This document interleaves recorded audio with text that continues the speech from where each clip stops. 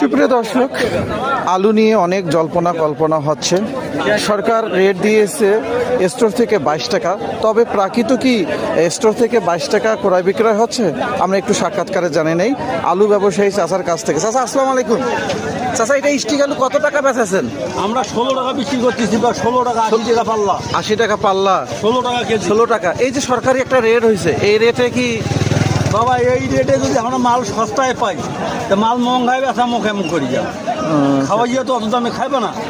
আচ্ছা আচ্ছা আচ্ছা, আমরা তো মাল সস্তায় এই হচ্ছে কথা। আমরা 13 টাকা 12 টাকা 13 টাকা 12 টাকা পাচ্ছে, বিক্রি করতেছি। 16 টাকা খরচ আছে, ভ্যান ট্যান খরচ।